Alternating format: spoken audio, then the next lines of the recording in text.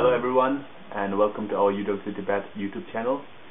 Today I'm going to interview Ngawang Samphel, a young Tibetan pianist based in Virginia, United States. Can you tell us briefly about the field you're involved in and what does it mean to you? I'm involved in music. It means a lot to me because, like anyone else, it's a ubiquitous aspect of my life. It follows me everywhere, like anyone else. But also, on top of that, it's music that I write. It's a hobby to me, and it's something that I want to turn into a career in my future. Alright. How did you become interested in this field? Any particular stories or experience to share? Yeah, definitely. When I was young, I watched a lot of Disney films. Disney films are known for very recognizable music. On top of that, I was introduced to movies like Fantasia, which had lots of nothing but classical music. Conducted by Leopold Stokowski. Just figures like that I would always remember. Music from movies like Jurassic Park, that always stuck with me. And how I started with music was when my father bought me a keyboard on one of my birthdays when I was in 7th grade.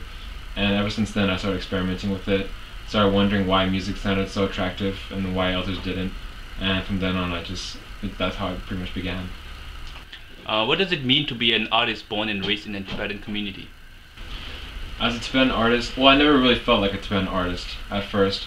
I started off with music that was purely Western, pretty much, and only until recently I started wanting to combine the two. Like Gunda always says, he encourages Tibetans to combine Western tools with ancient wisdom. And recently, I began transcribing music like akupama to piano. And I did that with two other pieces as well, two other Tibetan songs. And I combined the three into one medley. I performed it in DC and I got a really good feedback from it. So that was really good encouragement and motivation to continue this. What is creativity and imagination to you? Creativity and imagination is very, very important. I can't see there being me making music without it. Sometimes it's not around me. It's something that comes and goes. But yeah, creativity is something that I feel most when I'm alone, or when after hearing a particular song and it inspires me. Sometimes what I like to do is I listen to sounds of rain. When I listen to rain, it's almost like white noise. So when I listen to sounds that sound similar to white noise, it's almost like a reset for your brain. And your mind becomes more open, and then I start hearing other things behind it. And also when I'm in bed, like right before I sleep, that's when I get most of my ideas. I keep a pen and paper right next to me, and as soon as something pops up in my mind, I immediately turn the light back on and I jot it down. What do you love most about your field in music? What I love most about music is pretty much the endless possibilities. I feel like there's never ever going to be a point in life where music has reached its, final limit, So I just feel that's the most exciting thing about it as well. I just love how I can come up with pretty much something new every day. What are the prerequisites that anyone interested in pursuing this field should fulfill in their high school years? If you want to be an instrumentalist, it's good to obviously take courses like band. If you're a vocalist, choir. Yeah, also, private instruction is also really good on top of that, outside of school. But if you want to be a music theorist or a composer, or you might want to take classes like music theory courses. And if your school has it, you might want to take courses like ear training, which is basically being able to determine what a note is without seeing what key is being pressed or something. And then there's also sight singing, which is not only for singers, but also people who want to be able to reiterate a note when you see it on paper. So what you do is you look at a line of music, and without having any reference, you sing it back. And so those are really good abilities to have if you want to be a composer. What kind of challenges did you face while pursuing music, and how did you overcome them? The biggest problem I faced was just composer's block, which is what I call it. It's almost like what writers have when they have a writer's block and they can't come up with any ideas. I always come across that point where I feel like I'm not going to get anything done that day. And how do I overcome it? What I like to do is just, when I'm working on a particular song and I'm not getting any ideas for it, I like to step away from the song. I give it a whole 24 hours away from the song.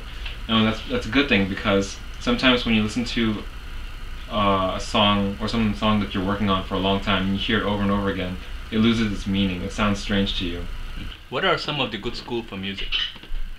Good schools, there are the notable schools for music are Berklee School of Music, and that's different from UC Berkeley. Berklee School of Music, they have all sorts of fields of study. There are people who study music history, music theory, composing, performance, and what they do emphasize is on jazz performance. But that, I mean, you don't have to be limited to that. Obviously, there's Juilliard in New York, but also, I mean, if you want to, especially if you want to be a pianist, what you want to look for is schools that are known as Steinway schools. And there's a company called Steinway which creates what is considered like the Bentley of pianos, and they recognize particular universities in America, not only in America but some universities outside, to be Steinway schools, because the majority of the pianos in that university are Steinway pianos. They're very expensive. They're like cars, 40,000, 50,000, even maybe somewhere 100,000. Are there any project that you're currently undertaking? Me and my brother are also working on electronic music. We've been making music since I think 2 years now, and we've been continuing with that as well. We have one song that's already been signed by a small label in Dallas, Texas, and that's going to be released on iTunes and Beatport sometime this month. So we have that going. Do you have any particular message to the young Tibetans who are interested in music? Yeah, absolutely. To all the Tibetan musicians out there, I know there's many out there. If that's truly what you want to make into what you want to do for the rest of your life, then you got to practice. You have to practice every day. You can't, if you want to be a vocalist, take private instruction in singing. Even some music theory courses would be good. Even if you have a little keyboard, that's more than enough. If you want to be an instrumentalist, you have to take courses. Use all your resources that are available to you to make it happen.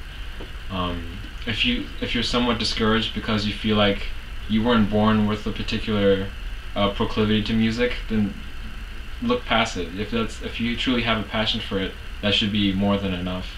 For me, music was an obsession, and that's what I attribute most of my current knowledge to. I was always obsessed with music, even as a child. So that was my gimmick. But for you, for everyone out there, let it be an obsession for you too.